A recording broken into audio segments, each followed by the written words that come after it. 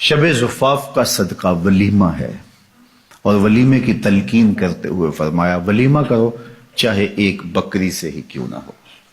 अगर आपके पास ज़्यादा ताकत नहीं है तो आप एक बकरी ज़बह करके वलीमा करें। अपने दोस्तों को, अपने रिश्तेदारों को, अपने मिलने वालों को, हमसायों को, गुरबा को, मसाकीन को, सबको उसमें शामिल करें।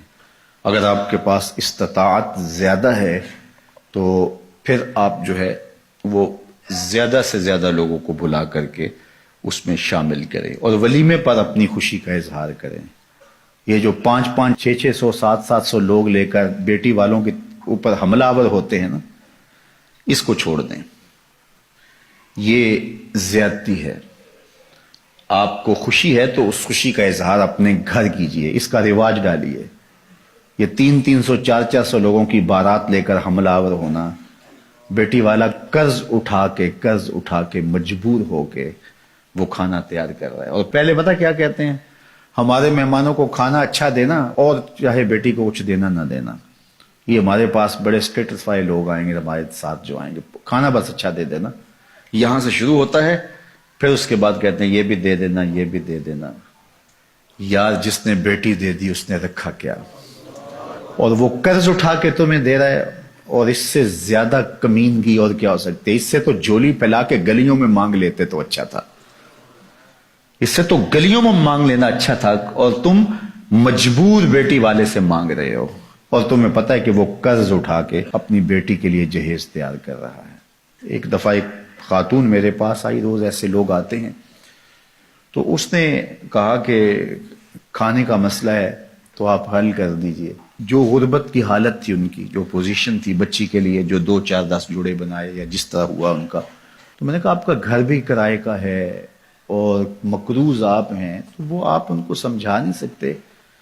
वो कौन है, वो आपको जानते नहीं। तो वो कहने लगी वो सक्का भाई है मेरा जो बारात लेके आ रहा है।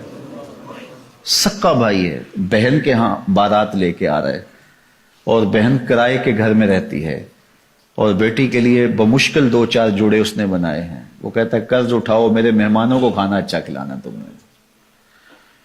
अब इसको क्या हम खुशी कहेंगे, इसको क्या हम कोई स्टेटस कहेंगे? ये सवाए बेशर्मी के और कुछ नहीं है।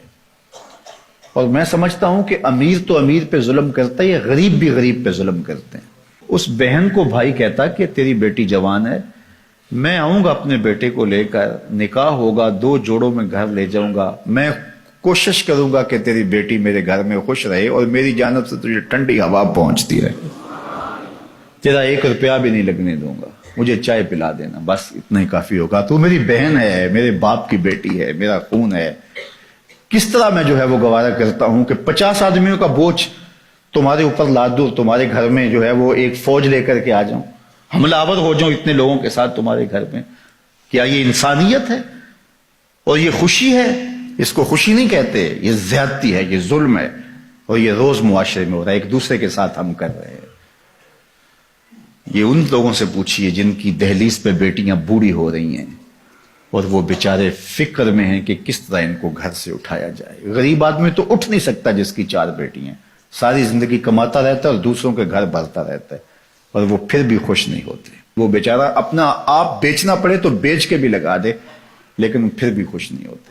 ये मुआशरे की दुखती हुई रग है। चलो उमरा, साहब सरवत, मुखय्यर हजरात, किसी हद तक मुतवस्सत तबका भी कोई सह लेता है, बर्दाश्त कर लेता है, लेकिन मुसीबत उनके लिए भी बनी हुई है। लेकिन बिलखुसूस जो गुरबा हैं उनको तो ख्याल करना चाहिए। निकाह फिल मसाजिद का माहौल पैदा करें और मसाजिद में आए, निकाह हो और घर से बेटी को रुखसत कर दें, बात खत्म। अगर आपके पास जो है वो सरवत है, नहीं तो एक बकरी से वलीमा कर दें, नहीं तो आप ज्यादा लोगों को बुला लें, कोई बात नहीं, शरीयत आपको खुशी की इजाजत देती है, लेकिन अपने घर करें ना। ये हमला आवर दूसरों के घर पे क्यों हो रहे हैं? वो कर्ज उठा के 5-5 साल तक कर्ज उतारता रहता है वो गरीब। अल्लाह अकबर। तो ये बात ज़हन में रखिए कि वलीमे में आप वसअत कर सकते हैं।